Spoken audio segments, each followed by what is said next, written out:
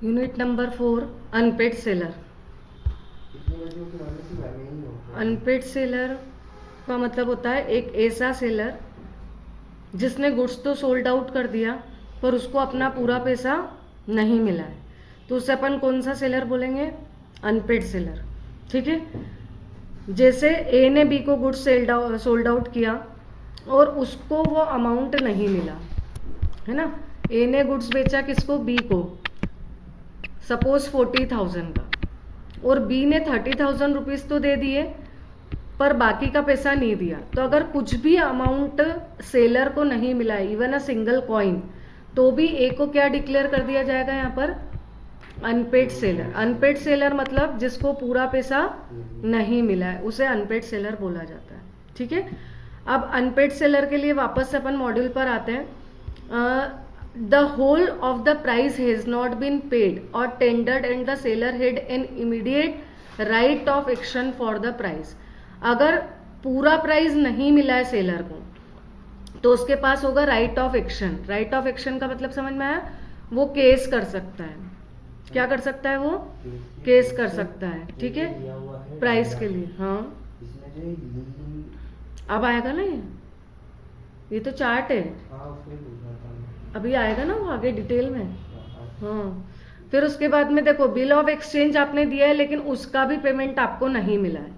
मतलब ये है कि आपको या तो कैश नहीं मिला है या फिर आपको बीओई का पैसा नहीं मिला है, तो आप क्या बन जाओगे? Unpaid seller. क्योंकि बिल्स ऑफ एक्सचेंज 3 महीने के बाद मेच्योर्ड तो हो गया पर डिसऑनर हो गया क्योंकि आपको उसका फुल पेमेंट नहीं मिला है, तो आप क्या बन जाओगे यहाँ पर? Unpaid seller. ठीक है। Right of an unpaid seller. Unpaid seller के क्या क्या राइट होते हैं, ठीक है, वो पढ़ते हैं।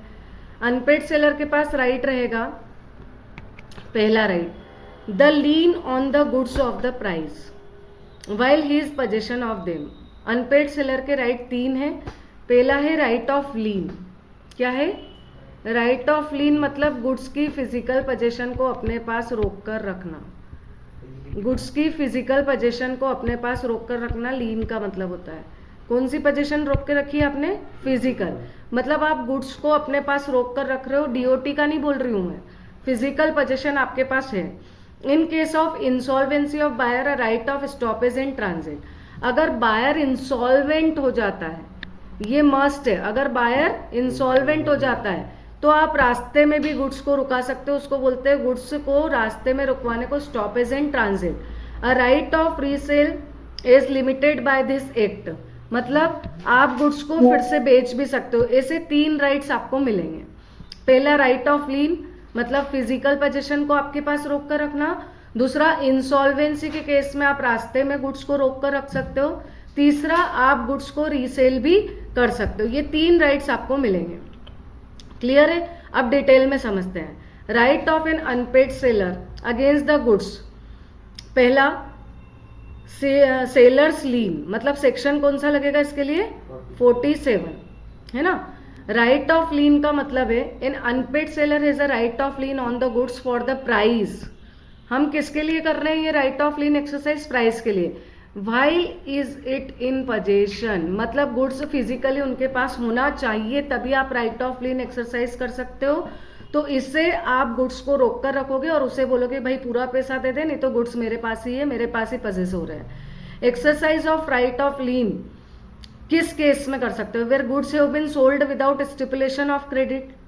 मतलब स्टिपुलेशन ऑफ क्रेडिट मतलब आपने गुड्स उधारी में बेचा हो। किस में बेचा हो? उधारी में बेचा हो। तो आप राइट ऑफ लीन एक्सरसाइज नहीं कर सकते हो क्योंकि वो बोलेगा कि सर आपने ही तो बोला था कि उधारी में है, तो मैं आपको अभी पैसे कैसे दूंगा। मतलब आप तभी एक्सरसाइज कर सकते हो जब गुड्स कैश सेल में हो। अगर आपने नगद बेचा और फिर भी सामने वाला पैसा नहीं दे रहा हो। दूसरा, where goods have been sold on credit but the term of the credit has expired where the buyer become insolvent. Credit पर गुड्स बेचा हो और टर्म क्या हो गया हो यहाँ पर? एक्सपायर्ड हो गया हो। मतलब अपन ने क्रेडिट सेल पे बेचा था और बोला था भाई तू कितने महीने बाद पैसे दे देना? 3 महीने। अब 3 महीने हो गए फिर भी वो पैसा नहीं दे रहा है, तो अपन क्या बन जाएंगे? Unpaid seller. फिर अपन राइट ऑफ लीन एक्सरसाइज करेंगे where the buyer become insolvent. और बायर क्या हो गया? इंसॉल्वेंट। लेकिन एक चीज यहाँ पर ध्यान देना, ये जो कंडीशन है वो और में, मतलब बायर का इंसॉल्वेंट होना मैंडेटरी नहीं है। बायर इंसॉल्वेंट नहीं हुआ हो तो भी अपना आप राइट ऑफ लीन एक्सरसाइज कर सकते हो, लेकिन जो right of stoppage in transit है वो आप तभी एक्सरसाइज करोगे जब वो इंसॉल्वेंट हो। अब टर्मी part delivery 48 where the unpaid seller has made part delivery of the goods, he may exercise the right of lien on the remainder unless such part delivery has been made under such circumstances as to show the agreement to waive the lien।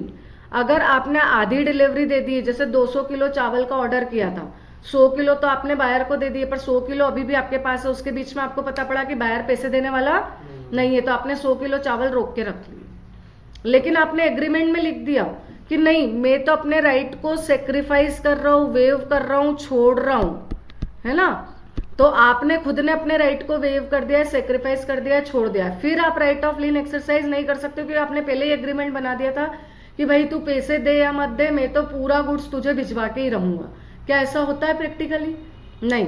अगर वो पैसे नहीं देगा तो हम goods को उसके पास नहीं भेजेंगे। तो इसमें अपन लिखते हैं कि एग्जांपल है कि 40,000 का माल, हाँ बिल्कुल लिखोगे। तो 30,000 का दे तो अपन सिर्फ 10,000 के गुड्स वापस ले लें। 10,000 के गुड्स क्या है अपने? अपन ने अभी तक डिलीवर नहीं किया, अपने पास ही पड़े, तो अपन उस पर क्या करेंगे? राइट ऑफ लीन एक्सरसाइज कर सकते। वो तो गया। गुड्स की क्या होनी चाहिए आपके पास? Physical position. जैसे 40 अपने पास पड़े, वो सिर्फ 10 नहीं मिले तो फिर क्या पैसे? हाँ। पैसे से मतलब नहीं आ रहा है यहाँ। पैसे तो भले ही आपको 1 रुपया भी नहीं मिला हो तो आप क्या बन गए? Unpaid seller. तो आप गुड्स को क्या कर सकते हो? पर गुड्स को कब होल्ड करोगे? जब गुड्स आपके पास हो। मैं वही पूछ रहा हूँ। हाँ सेंस कि अपने पास गुड्स थे 40,000 का, अपन ने किसी को सेल करे, पर अभी अपने पास फिजिकल पोजीशन है अपने पास। कितने की? पूरे की है। हाँ। पर उसमें से अपने को 30,000 थी, 10 नहीं थी। हाँ। तो उसमें अपन ऐसे नहीं थे 30,000 का माल देते, बाकी का नहीं। पूरा रोकोगे? पूरा 1 भी रुपया नहीं मिला तो हम गुड्स क्यों दे? Exception: the unpaid seller of the goods having a lien thereon does not lose his lien by reason only that he has obtained a decree for the price of goods. This means even the seller has taken a price for the goods under a court case, he can still exercise his right of lien on those goods. मतलब अगर court का interruption चल रहा हो और court का decree मतलब final order आना बाकी हो, अभी कोर्ट का सिर्फ अपने पर केस चल रहा है, पैसे मिलेंगे या नहीं मिलेंगे अपने को नहीं पता, कोर्ट का केस चल रहा, ऑर्डर आना बाकी है, पर गुड्स फिर भी आप अपने पास रोक कर रख सकते हो। याद रखना, does not lose his lien by reason only that he has obtained a decree for price of the goods. This means even the seller has taken a price for the goods under a court case, he can still exercise his right of lien on those goods. A sold a car to B 1 lakh and delivered the same to the railway for the purpose of transmission. The railway receipt was taken in the name of B and sent to B. Now A cannot exercise right of lien. समझ में आ गई बात? आपने railway company को transportation के purpose से goods भी दे दिया और साथ में डीओटी भी दे दिया, तो गुड्स आपके पास से क्या हो चुका है? डिपार्ट। तो अब आप राइट ऑफ लीन यूज नहीं कर सकते हो क्योंकि फिजिकल पोजीशन तो गई और साथ में आपने डीओटी दे दिया, तो अब बचा क्या? Right of stoppage in transit. Meaning of right of stoppage in transit section 50। Goods को क्या करके रखोगे आप? स्टॉपेज इन ट्रांजिट मतलब कहाँ पर? रास्ते में। सेलर के स्टॉपेज इन ट्रांजिट यहां से निकल चुका और बायर के पास भी नहीं पहुंचा है, रास्ते में, तो रास्ते में रोक लोगे। पर वो कब रोकोगे? जब आपको राइट ऑफ लीन एक्सरसाइज करना हो। क्या एक्सरसाइज करना हो? The seller must be unpaid. Condition ये होनी चाहिए कि सेलर अनपेड हो, उसके पास गुड्स की फिजिकल पोजीशन हो और वो रास्ते में रोक रहा हो, और बायर मस्ट बोला है, मस्ट, बायर इंसॉल्वेंट होना चाहिए और right is subject to provision of act. तब आप गुड्स को रास्ते में रोक सकते हो। The goods are deemed to be in course of transit from time when they are delivered to the transportation company for the purpose of transmission until the buyer और agent on an board take delivery from them from such transportation company और bailee. अगर goods हमारे पास से निकल चुका है, ए के पास से जा चुका है, लेकिन बी के पास भी नहीं पहुंचा, अभी ट्रांसपोर्टेशन कंपनी के पास है, तो मानेंगे कि गुड्स रास्ते में। When does the transit comes to an end? The right of stoppage in transit is lost when transit comes to an end. Transit comes to an end in the following cases: when the buyer or other belly obtain the delivery of the goods. जब किसने delivery ले ली हो? Buyer ने या उसके agent ने, तो फिर ट्रांजिट खत्म हो गया. दूसरा, buyer obtain delivery before arrival of the goods at destination. It is also called interception by buyer when can be with और without the consent of transportation company. ठीक है, गुड्स रास्ते में ही था, बी के पास नहीं पहुंचा था, पर रास्ते में बी ने जल्दी से जाकर गुड्स यहीं पर क्या कर लिया, अपने कब्जे में ले लिया. When the transportation company acknowledges to the buyer, he hold the goods are loaded on the ship unless seller has reserved the right of disposal of the goods. मान लो गुड्स ए के पास से निकल चुका है ना, और बी के पास भी नहीं पहुंचा है, पर जो शिप वाला व्यक्ति था, जो कैरियर कंपनी थी, है ना, जो बीच में ट्रांसपोर्टेशन कंपनी थी, जो बेली था, जिस बेली अपन मान लेते जेड था, वो ट्रांसपोर्टेशन कंपनी वाला है, उसने बी को फोन करके बोल दिया कि शिप पर गुड्स लोड हो चुका है और मैंने आपके बिहाफ पर होल्ड करके रखा है, और ए ने अपना राइट ऑफ डिस्पोजल भी साथ में दे दिया था, मतलब इनवॉइस भी दे दिया था. तो ये माना जाएगा कि स्टॉपेज एंड ट्रांजिट क्या हो चुका है, एंड हो चुका है. If the transportation company wrongfully refuses to deliver the goods to the buyer, या ट्रांसपोर्टेशन कंपनी ने गलती से गुड्स बायर को दे दिए, गए गुड्स. ठीक है, गुड्स होने चाहिए किसके पास, किसके पास होने चाहिए गुड्स, रास्ते में होने चाहिए. सेलर के पास से निकल चुके और बायर के पास भी नहीं पहुंचे, तब आप right of stoppage in transit, रास्ते में गुड्स को रोक सकते हो. फिर उसके बाद where the part delivery of the goods has been made to the buyer, the transit will comes to an end for the remaining goods which are yet in the course of transmission. ठीक है, when the part delivery of the goods has been made to the buyer, the transit will comes to end for remaining goods which are yet in the course of transmission. अगर part delivery हो चुकी है तो जो goods आधे रास्ते में, वो भी माना जाएगा कि आपका राइट यहाँ पे टर्मिनेट हो चुका है. Where the goods are delivered to the ship by the buyer, the transit comes to an end. जब बायर की शिप हो और हमने उसी शिप पर गुड्स लोड कर दिया, तब तो वो किसकी कस्टडी में आ गया, बायर की, तो ट्रांजिट कम एंड माना जाएगा. How stoppage in transit is affected? The unpaid seller exercises right of stoppage in transit either by taking actual possession of the goods or by giving notice of claim to the transportation company or other belly whose possession the goods are. Such notice may be given either to the person in actual possession of the goods or his principal. In the latter case, the notice be effectual shall be given at such time in such circumstances that the principal by the existence of reasonable diligence may communicate its servant or agent in time to prevent a delivery to the buyer.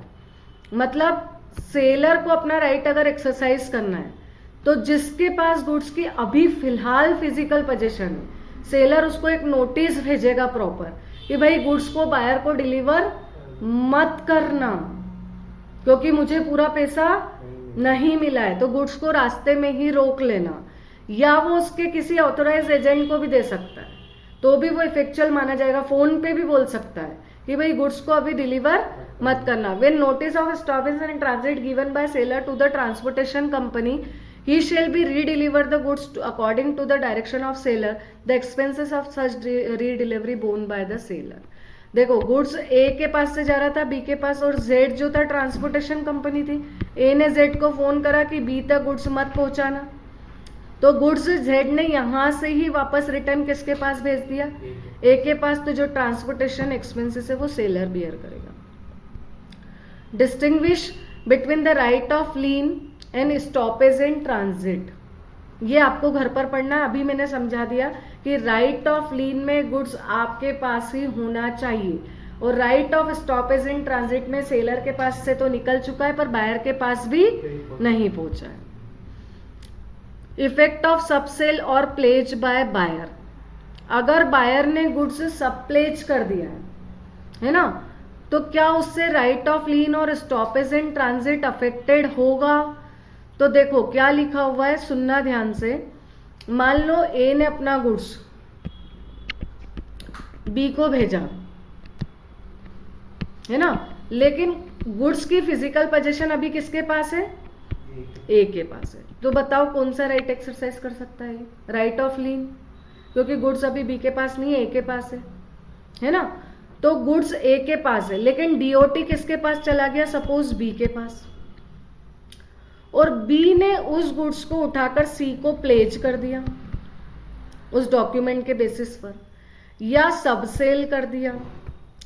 इस बात से ए को कोई फर्क नहीं पड़ेगा, वो अपना गुड्स अभी भी पोजीशन में रख सकता है, उसको कोई लेना देना नहीं कि सी को गुड्स मिला कि नहीं। अब स्टूडेंट्स का डाउट आएगा कि मैडम सी तो बेचारा बोनाफाइड है, उसकी क्या गलती? उसको थोड़ा ना पता था कि बी उसको सबसेल कर रहा है, उसको तो लग रहा था बी से वो रियलिटी में परचेस कर रहा है। तो सी बोनाफाइड होगा तो उसको तो गुड टाइटल कोर्ट दिलवाएगी, नो डाउट, लेकिन ए के पास भी राइट ऑफ लीन रहेगा, मतलब फंसा बी, ए भी बी पर केस करेगा और सी भी बी पर केस करेगा, तो बी ए को पूरा पैसा देगा और सी को गुड्स देगा। समझ में आ रही है बात? कोर्ट कुछ भी डिसीजन सुना सकता है, लेकिन सी के राइट्स सेफ रहेंगे। दूसरा, ए के राइट भी सेफ रहेंगे, गुड्स को अपने पास अभी भी रोक कर रख सकता है, लेकिन एक एक्सेप्शन है, स्टार पॉइंट, एक एक्सेप्शन है, स्टार पॉइंट। क्या एक्सेप्शन है? कि अगर ए ने गुड्स की डीओटी इसको दे दी तो फिर याद रखना राइट ऑफ लीन भी दे दिया, राइट ऑफ लीन भी गया ए के पास से। मतलब आप एक ए बी को राइट ऑफ लीन अगर एक्सरसाइज करना चाहता है तो उसको गुड्स की फिजिकल पोजीशन को अपने पास रोक कर रखना था, साथ में डीओटी भी। Unless the seller is assented to this is based on the principle that the second buyer can not stand a better position in his seller, the right of stoppage in transit is defeated by the buyer has transfer to document of title और place the goods to the sub seller in good faith and for the consideration. क्या लिखा हुआ है? फिर से पढ़ो। अगर seller ने असेंट दे दिया कि भाई तो गुड्स को सब सेल कर सकता है और प्लेज पे रख सकता है, तो आपका राइट ऑफ लीन आपके पास से गया। समझ रहे हो? क्लियर है? The right of stoppage in defeated if the buyer has transfer the document of title और प्लेस द गुड्स और sub buyer in good faith and for the consideration. ठीक है, ये पॉइंट आपको फिर से समझा दिया जाएगा। समझो, ए ने गुड्स बेचा बी को, फिजिकल पोजीशन अगर ए के पास है, फिजिकल पोजीशन किसके पास है? तो राइट ऑफ लीन तो एक्सरसाइज कर सकता है। डीओटी दे दिया और गुड्स अगर रास्ते में तो right of stoppage in transit exercise नहीं कर पाएगा क्योंकि डीओटी दे दिया।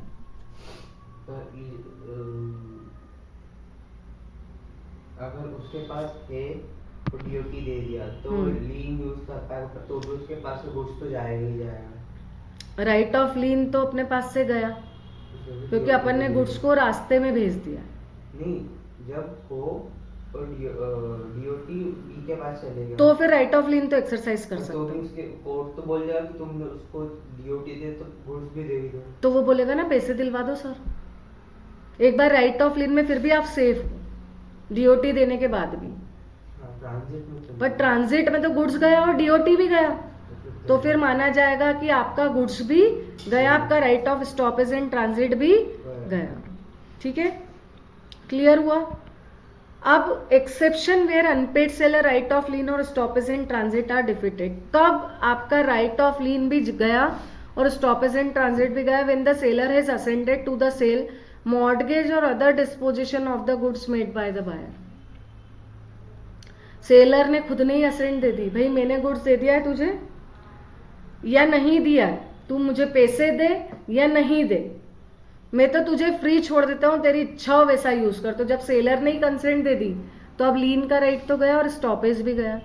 When a document of title has been transferred to the buyer and buyer transfer the document to the person who has bought the good in good faith and for value, if the last mentioned transfer by way of sale or right of lien or stoppage in transit is defeated। समझ में आया? The last mentioned transfer by way of pledge, unpaid seller's right of lien or stoppage only be exercised subject to right of pledge.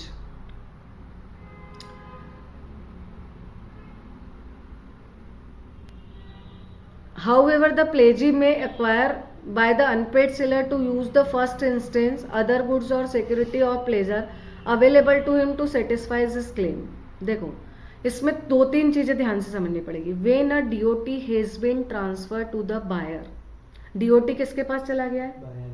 ठीक है. And buyer transfer the document to the person who has buy the goods in good faith and for consideration. The last mentioned transfer is by way of sale, right of lien or stoppage and transit is defeated. Third person तो हमेशा ये बोलेगा ना कि sir मुझे तो goods दिलवाओ, मैंने तो गुड फेथ में खरीदे. और सेलर अलग नहीं मान रहा, अगर राइट ऑफ लीन है तो वो रोक के रख रहा है. स्टॉपेज इन ट्रांजिट में तो उसके पास से गया, पर अगर लीन उसने एक्सरसाइज कर लिया तो कोर्ट में केस करेगा नया बायर, ये मेरी क्या गलती, मुझे तो goods दिलवाओ. If the last mentioned transfer by way of pledge or unpaid seller's right of lien or stoppage only be exercised subject to the right of the pledgee. समझ गए? पहला राइट तो प्लेजी को ही मिलेगा. प्लेजी मतलब जिसको गुड्स अपन ने दे दिया है. एक एग्जांपल से समझो, दे दिया मतलब बी ने जिसको गुड्स हाँ गुड फेथ में दिया है. ए ने गुड्स बी को दिया था.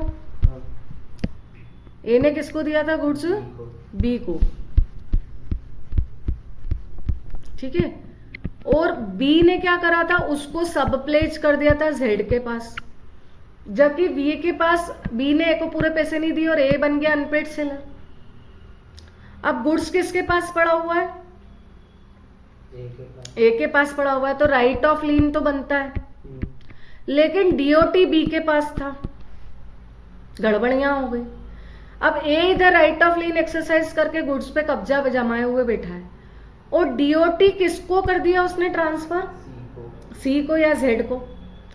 अब जेड बेचारा बोनाफाइड बायर है, वो कोर्ट में बोलता है कि सर आपका राइट ऑफ लीन तो डिफीट हो गया क्योंकि मैं बोनाफाइड और मैं प्लेजी हूं. प्लेजी मतलब मेरे पास गुड्स गिरवी पड़ा हुआ है. ठीक है, तो मुझे फर्स्ट राइट मिलने चाहिए. तो कोर्ट यही बोलेगा कि हाँ भाई बोनाफाइड बायर और प्लेजी को ही फर्स्ट राइट मिलता है, और ए को बोलेगा कि भाई तुम गुड्स तो जेड तक पहुंचाओ, मैं तुम्हारा नुकसान किससे वसूल करवाता हूं? बी से. केस उसकी पर्सनल प्रॉपर्टी से दिलवाएंगे. समझ में आ रही बात? कुछ भी कोर्ट डिसीजन देगा, लेकिन देगा. यानी सी जेड के साथ भी नाइंसाफी नहीं होगी और ए के साथ भी नहीं होगी. ठीक है, आगे बढ़ते हैं. फिर उसके बाद effect of stoppage. The contract of sale is not rescinded when the seller exercises right of stoppage in transit. The contract still remains in force and the buyer can ask for delivery of goods and payment for the price. ठीक है, मतलब contract तो अभी भी चलेगा और वो price के लिए केस कर सकता है. तीसरा राइट ऑफ रीसेल. भाई आपने हमको पूरे पैसे नहीं दिए तो हम गुड्स को उठाकर क्या कर रहे हैं? फिर से बेच रहे हैं. गुड्स तो अभी सेलर के पास ही, तो उसके पास राइट ऑफ रीसेल है, तीसरे को बेच देगा. Unpaid seller can exercise of right of resale of goods under the following condition. पहला, where the goods are perishable nature. Goods कौन से नेचर का है? हाँ. और where the gives notice to the buyer of his intention to resale the goods. मतलब वो जब उसको नोटिस मिल जाए हाँ कि वापस रीसेल हाँ ठीक है. पेरिशेबल गुड्स को तो आप इमीडिएटली बेच सकते हो. If after the receipt of such notice the buyer fails with a reasonable time to pay or tender the price, the seller may resell the goods. It may be noted that in such cases on resale of goods, the seller is also entitled to recover the difference between the contract price and resale price from the original buyer as damages, retain the profit if the resale price is higher than contract price. Recover the difference between the contract price and resale price from the original buyer as damages. Retain the profit if the resale price is higher than contract price. देखो, अब हमने notice दिया कि भाई तुमने हमको पैसा नहीं दिया, हम इसको रीसेल कर रहे हैं. अब रीसेल करने में सपोज सेलर को कोई लॉस हो जाता है तो जितना लॉस होता है वो बायर से डैमेज की तरह रिकवर करेगा, और अगर प्रॉफिट हो जाता है तो वो प्रॉफिट खुद रखेगा। अब इस पॉइंट को फिर से समझा रही हूँ। Point number second, where he have given the notice of buyer for intention of resale the goods. Buyer को नोटिस दे दिया था, जैसे मान लो ए ने बी को नोटिस भेज दिया कि भाई देख पैसे दे दे। ए ने बोला मुझे पैसे नहीं देना। ए के पास गोल्ड पड़ा हुआ है, तो क्या ए वेट करेगा या दूसरे को बेच देगा? ऑब्वियसली दूसरे को बेच देगा। उसने सी को बेच दिया और उस पर प्रॉफिट हो गया ए को। बी को बेच रहा था वो कुछ 1 लाख में और सी को बेच रहा है वो 1,30,000 में, तो प्रॉफिट ए रख लेगा।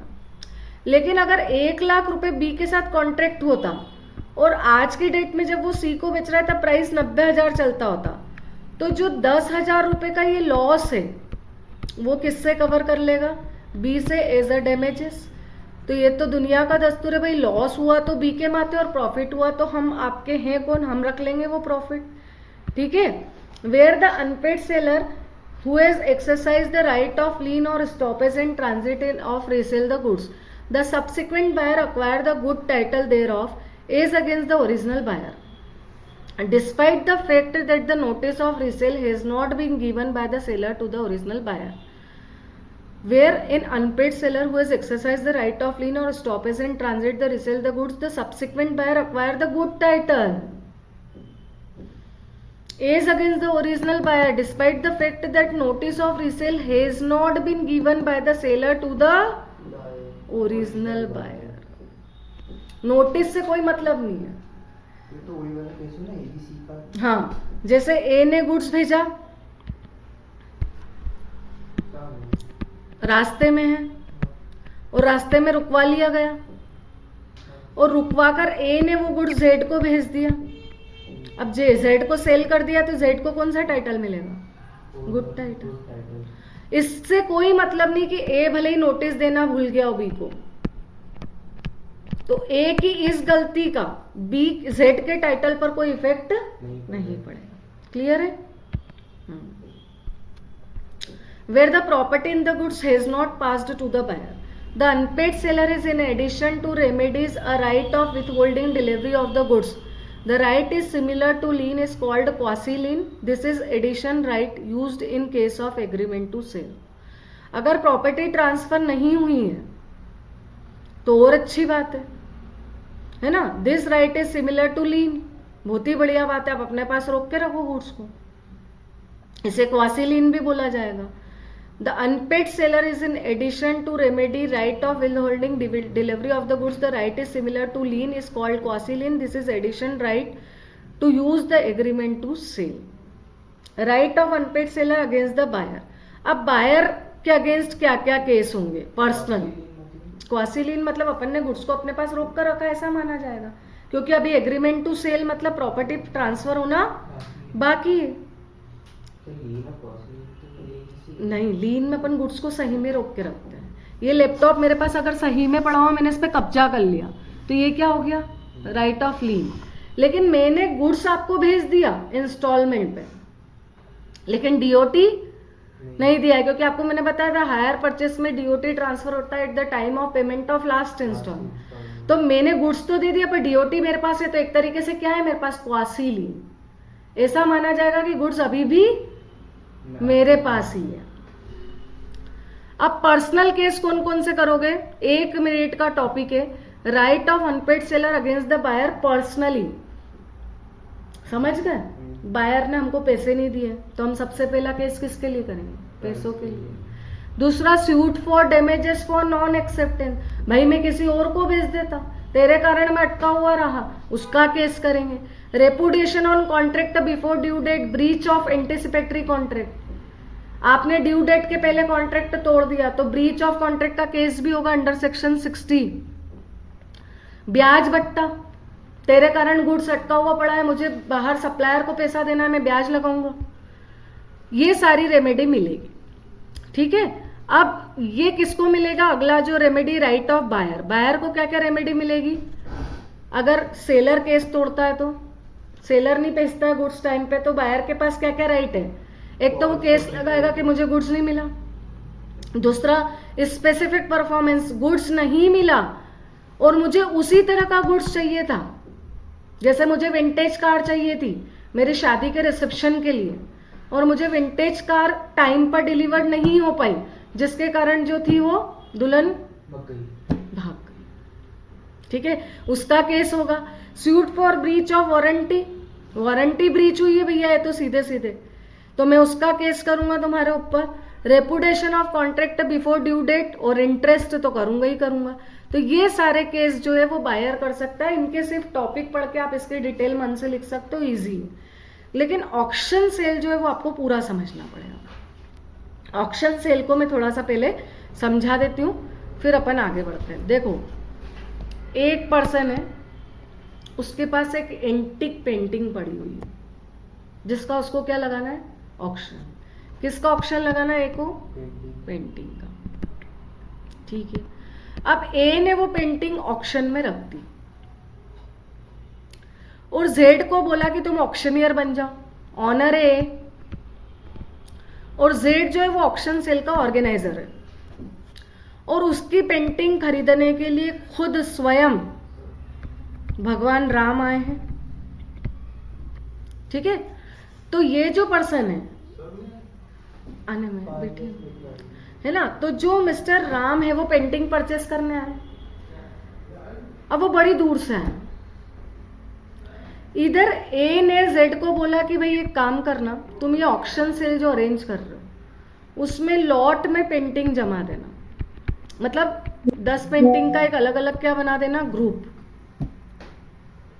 है ना, अलग अलग पेंटिंग्स है उनका लॉट बना देना, और एक एक लॉट का क्या तय कर देना, प्राइस, और जो सबसे हाईएस्ट बिडर हो उसको पेंटिंग क्या कर देना, बेच देना। ठीक है, अब ए ने क्या होशियारी करी कि जेड को बोला कि एक मिस्टर बी को अपनी तरफ से बिठा देना, और उसको बोलना कि पेंटिंग 100 करोड़ से स्टार्ट करे उसकी बोली, और इस बात की जानकारी राम को मत देना। तो ये तो धोखाधड़ी हो गई, क्योंकि यहां पर जान करके पेंटिंग का इनिशियल प्राइस का बिडिंग क्या कर दिया गया है, बढ़ा दिया गया, और राम को नहीं बताया कि ये पर्सन अपॉइंटेड मेरी तरफ से। बता दो तो लीगली अलाउड है, एक बंदा अपनी तरफ से बिडर की तरफ बिठाना अपने को अलाउड है, पर बिना बताए अगर बिठाया है तो राम और जेड या ए के बीच में जो कॉन्ट्रैक्ट है वो वॉइडेबल हो जाएगा, क्योंकि राम के साथ क्या हो रहा है, फ्रॉड। क्लियर हुआ? तो इसे प्रिटेंडेड बिडिंग बोला जाता है। क्या बोला जाता है? Pretended bidding. इसमें contract will becomes voidable at the option of mister Ram because fraud it committed by the side of mister A. Clear है? यहां तक कोई डाउट हो तो पूछ लो। नहीं? अब देखो दूसरा क्या है कि ऑक्शन जेड ने अचानक कैंसिल कर दी ए के कहने पर, और राम केस कर रहा है मैं इतनी दूर से है और तुमने ऑक्शन ही कैंसिल कर दी, मैं तुम पे केस करूंगा। तो कोई फायदा नहीं है, क्योंकि इनविटेशन टू ऑफर है। इनविटेशन टू ऑफर मतलब आप हमारे पास आए, उल्टा आप हमको ऑफर दे रहे हो कि will you sell your painting at auction sale, जिसको एक्सेप्ट करना या ना करना किस पे डिपेंड करेगा, मिस्टर ए पे। तो ए और जेड जो है वो यस और नो कर सकते हैं।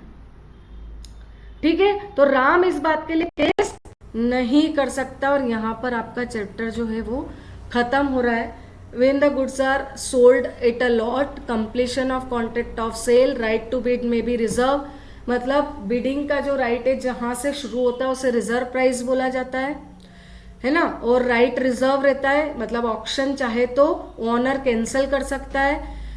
Cell is not notified by the seller, where the sale is not notified to be subject the right of bid on behalf of the seller, it shall not be lawful for the seller to bid himself और employ any person to bid such sale for auctioneer knowingly to take any bid from seller or any such person or any such sale contravening this rule may be treated as fraudulent by the buyer। ये मैंने बता दिया था कि अपनी तरफ से एक बंदा नहीं बिठा सकते, बता के बिठा सकते, पर बिना बताए बिठाया तो वॉइडेबल। रिजर्व प्राइस पता है, प्रिटेंडेड मैंने बता दिया कि प्राइस को अनफॉर्चुनेटली हाइक करना। ठीक है, खत्म हो गया। टैक्स वाला करना नहीं। टैक्स तो तुम्हें पता है कि अगर टैक्स बढ़ जाता है तो बढ़ी हुई प्राइस पर केस होता है, और अगर नहीं बढ़ता है तो घटी हुई